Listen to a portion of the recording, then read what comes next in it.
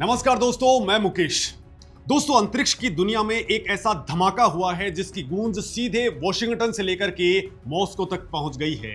चंद्रमा के दक्षिणी ध्रुव पर झंडा गाड़ने और मंगल तक अपनी तकनीकी धाक जमाने के बाद अब भारतीय अंतरिक्ष अनुसंधान संगठन यानी कि इसरो अपनी नजरें सौर मंडल के सबसे खतरनाक और रहस्यमय ग्रह पर टिका चुका है।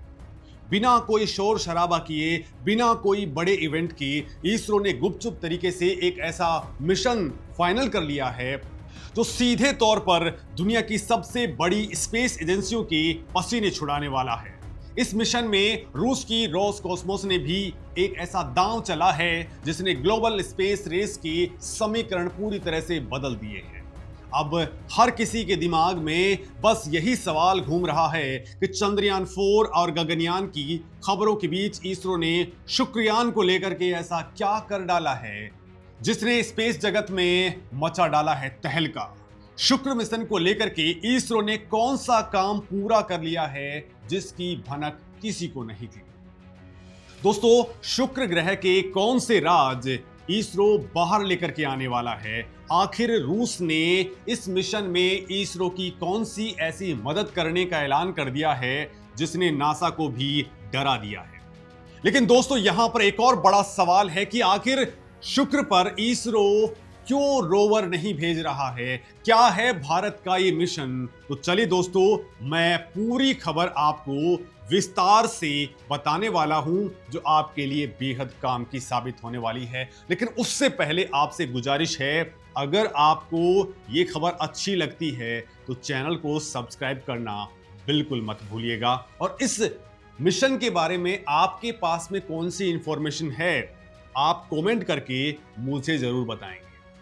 तो चलिए दोस्तों, इसरो ने हाल ही में अपने वीनस ऑर्बिटर मिशन यानी कि शुक्रयान के डिजाइन की शुरुआती समीक्षा, जिसे इंजीनियरिंग की भाषा में पीडीआर यानी प्रिलिमिनरी डिजाइन रिव्यू कहा जाता है, उसे सफलतापूर्वक पूरा कर लिया है। इसका सीधा सा मतलब यह है कि भारत के पहले शुक्र मिशन का ब्लूप्रिंट पूरी तरह से लॉक हो चुका है। अब ये मिशन सिर्फ कागजों या विचारों में नहीं है, बल्कि इसके निर्माण का अगला और सबसे अहम चरण शुरू हो चुका है। दुनिया भर की स्पेस एजेंसियां इस बात से हैरान हैं कि कैसे इसरो ने इतनी खामोशी से इतने जटिल मिशन की तकनीकी नींव तैयार कर ली है। लेकिन ये तो सिर्फ शुरुआत भर है। असली रोमांस तो उस पेलोड और उन उपकरणों के अंदर छिपा हुआ है जो भारत वहां भेजने वाला है। दोस्तों, इस मिशन का मकसद सिर्फ शुक्र ग्रह के चक्कर लगाना या दूर से कुछ तस्वीरें लेना भर नहीं है। दोस्तों, इसरो ने इस मिशन को एक चलते फिरते स्पेस लेबोरेटरी का रूप दे दिया है। इस वीनस ऑर्बिटर मिशन में कुल 19 बेहद उन्नत वैज्ञानिक उपकरण यानी कि पेलोड्स भेजे जा रहे हैं। ये उपकरण शुक्र ग्रह की सतह, उसकी जहरीले इन्वायरमेंट, सतह के नीचे छिपे रहस्यों और उसके आयन मंडल का ऐसा एक्सरे करेंगे जो भारत तक अंतरिक्ष विज्ञान के इतिहास में किसी ने नहीं किया है। दोस्तों, ये एक ऐसा वैज्ञानिक हमला है जो शुक्र ग्रह के उन तमाम रहस्यों को दुनिया के सामने ला करके रख देगा जिन्हें जानने के लिए वैज्ञानिक दशकों से तरस रहे थे। अब दोस्तों, आप सोच रहे होंगे कि इस मिशन में रूस की एंट्री कैसे हो गई। तो यहीं पर इसरो ने अपनी सबसे शानदार कूटनीतिक और वैज्ञानिक चाल चली है। रूस की स्पेस एजेंसी रोसकॉस्मोस ने इस मिशन में अपना एक बेहद खास उपकरण भेजने का फैसला किया है जिसका नाम है VIRL यानी Venus infrared atmospheric gases linker. दोस्तों, रूस के पास शुक्र ग्रह पर मिशन भेजने का पुराना और गहरा अनुभव है। रूस अपना ये वायरल उपकरण शुक्र ग्रह के घने और अपारदर्शी बादलों के पार भेजने में इसरो की मदद करेगा। जब भारत की तकनीक और रूस का ये एडवांस इंफ्रारेड सेंसर आपस में मिलेंगे तो शुक्र ग्रह का कोई भी रहस्य छिप नहीं पाएगा। दोस्तों, इस साझेदारी ने अंतरिक्ष की दुनिया में एक बड़ा संदेश दे दिया है। सिर्फ रूस ही नहीं बल्कि यूरोप भी भारत के इस मिशन का अहम हिस्सा बन चुका है।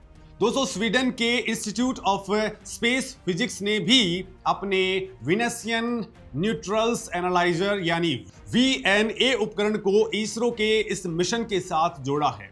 स्वीडन का ये उपकरण शुक्र ग्रह के आयन मंडल और वहां चलने वाले सौर हवाओं का अध्ययन करने वाला है। दुनिया के बड़े बड़े वैज्ञानिक संस्थान अब समझ चुके हैं कि अगर डीप स्पेस एक्सप्लोरेशन में सटीक और सफल नतीजे चाहिए तो इसरो के साथ हाथ मिलाना ही सबसे सुरक्षित और बेहतरीन विकल्प है।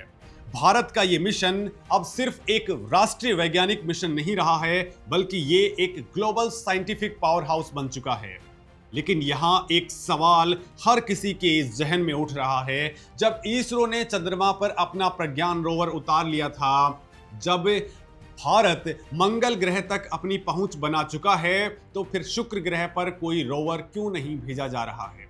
आखिर इसरो शुक्र ग्रह पर लैंडर या रोवर उतारने से क्यों बच रहा है? तो दोस्तों इसका जवाब शुक्र ग्रह की उन भयानक और खौफनाक परिस्थितियों में छुपा हुआ है जिसके सामने इंसान की बनाई कोई भी मशीन चंद मिनटों के अंदर राख हो सकती है। शुक्र ग्रह को सौर मंडल का सबसे खतरनाक ग्रह या ये कहें कि एक धधकता हुआ नर्क माना जाता है।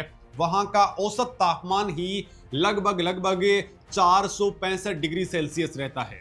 आपको ये तापमान सुनकर शायद ज्यादा हैरानी ना हो, लेकिन इसे ऐसे समझना होगा कि इस तापमान में सीसा यानी कि लेड और जिंक जैसी सख्त धातुएं भी मक्खन की तरह पिघल जाती हैं। अगर वहां कोई मशीन या फिर रोवर उतारा गया तो उसके अंदर लगे सिलिकॉन सर्किट्स, तार और इलेक्ट्रॉनिक पार्ट्स सतह पर पहुंचते ही पिघल करके खत्म हो जाएंगे। दोस्तों तापमान से भी सबसे बड़ी मुसीबत है शुक्र ग्रह का वायुदाब यानी कि एटमॉस्फेरिक प्रेशर। शुक्र ग्रह की सतह पर वायुदाब धरती के मुकाबले में 93 गुना ज्यादा है। इसे आसान भाषा में अगर आप समझें तो आप धरती के महासागरों में 900 मीटर नीची गहराई में चले जाएं तो पानी का जितना भारी दबाव आपके ऊपर पड़ेगा, ठीक उतना ही दबाव शुक्र ग्रह की सतह पर हर वक्त रहता है। इस क्रैशिंग प्रेशर के सामने बड़ी बड़ी धातुएं पापड़ की तरह सिकुड़ जाती हैं। ऐसे भयानक दबाव में किसी भी रोवर के पहियों का चलना या फिर किसी भी मैकेनिकल पार्ट का काम करना वर्तमान तकनीक के हिसाब से बिल्कुल इम्पॉसिबल है। और अगर तापमान और वायुदाब से कोई मशीन बच भी जाए तो शुक्र ग्रह के बादल उसे खत्म कर डालेंगे। वहां बादलों से पानी की बारिश नहीं होती है, बल्कि वहां सल्फ्यूरिक एसिड यानी गंधक के तेजाब के घने बादल छाए रहते हैं। ये एसिड इतना ज्यादा खतरनाक है कि ये किसी भी अंतरिक्ष यान की बाहरी परत को कुछ ही समय में गला करके नष्ट कर देते हैं। दोस्तों इन्हीं 3 सबसे बड़े कारणों यानी कि पिघलाने वाली गर्मी, कुचल देने वाले दबाव और तेजाबी बादलों की वजह से शुक्र ग्रह पर रोवर उतारना आज के विज्ञान के लिए एक नामुमकिन चुनौती बना हुआ है। इतिहास इस बात का गवाह है कि जिसने भी शुक्र ग्रह पर उतरने की कोशिश की उसे भारी कीमत चुकानी पड़ी है। सोवियत संघ ने अपने वनेरा मिशनों के तहत शुक्र ग्रह पर लैंडर उतारे थे। उन्होंने अपने लैंडर्स को किसी पनडुब्बी की तरह भारी भरकम और टाइटेनियम जैसी मजबूत धातुओं से बनाया था ताकि वो वहां के दबाव को झेल सके। लेकिन आपको जानकर के हैरानी होगी कि इतनी मजबूत बनावट के बावजूद उनका सबसे सफल लैंडर भी वहां केवल 127 मिनट तक ही जिंदा रह पाया था। ज्यादातर लैंडर तो 23 से 50 मिनट के भीतर ही पिघल गए या दबाव से चकनाचूर हो गए। उन्होंने वहां कोई रोवर चलाने की जहमत ही नहीं उठाई क्योंकि उन्हें पता था कि वो अपनी जगह से 1 इंच भी नहीं खिसक पाएगा। वनेरा मिशनों की इस असफलता और शुक्र ग्रह के इस भयानक मिजाज से इसरो ने बहुत कुछ सीखा है। भारतीय वैज्ञानिक जानते हैं दोस्तों कि जब तक हमारे पास ऐसी तकनीक नहीं आ जाती है जो 500 डिग्री के तापमान और 100 गुना दबाव को महीनों तक झेल सके, तब तक वहां रोवर उतारना सिर्फ अरबों रुपए और टाइम की बर्बादी है। कुछ वैज्ञानिक भविष्य के लिए विंड पावर्ड यानी हवा से चलने वाले या क्लॉक वर्क यानी चाबी से चलने वाले मैकेनिकल रोवर्स पर विचार कर रहे हैं, जिनमें इलेक्ट्रॉनिक्स का इस्तेमाल ना हो, लेकिन वो तकनीक अभी बहुत दूर है। इसलिए दुनिया का कोई भी देश, चाहे वो अमेरिका हो या चीन, इस समय शुक्र ग्रह पर रोवर भेजने की हिम्मत नहीं कर पा रहा है। यही वजह है कि इसरो का ये विनस मिशन पूरी तरह से एक ऑर्बिटर मिशन है। लेकिन दोस्तों, इसे हल्के में समझने की भूल बिल्कुल मत कीजिए। भले ही भारत का वहां रोवर नहीं उतर पा रहा है, लेकिन इसरो एक बेहद खास एटमॉस्फेरिक प्रोब यानी वायुमंडलीय प्रोब भेजने की तैयारी में है। ये प्रोब ऑर्बिटर से अलग होकर के शुक्र ग्रह के घने बादलों के बीच में गोता लगाएगा। जैसे जैसे ये प्रोब नीचे गिरेगा, वो शुक्र ग्रह के बादलों, वहां की गैसों और एसिड के तूफानों का लाइव डेटा धरती के ऊपर भेज देगा। सतह से टकराने से पहले तक वह कुछ मिनटों का सफर विज्ञान की दुनिया को वो जानकारी दे देगा जो आज तक किसी के पास में नहीं है। अब दोस्तों, आपके मन में ये सवाल आना लाजमी है कि आखिर हम शुक्र ग्रह के पीछे क्यों पड़े हैं।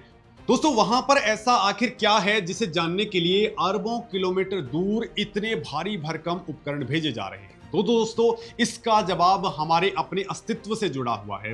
विज्ञान की दुनिया में शुक्र ग्रह को पृथ्वी का जुड़वां ग्रह यानी ट्विन प्लेनेट कहा जाता है। अरबों साल पहले शुक्र का आकार, उसका द्रव्यमान और उसकी बनावट बिल्कुल हमारी पृथ्वी जैसी ही थी। वैज्ञानिकों का मानना है कि किसी समय में शुक्र ग्रह पर भी नदियां थी, समुद्र थे, शायद वहां का मौसम भी रहने लायक था। तो फिर ऐसा क्या हुआ कि धरती पर जीवन फलने फूलने लगा और शुक्र ग्रह एकदम उबलते हुए नर्क के अंदर तब्दील हो गया? तो इसका जवाब है बेकाबू ग्रीन हाउस इफेक्ट।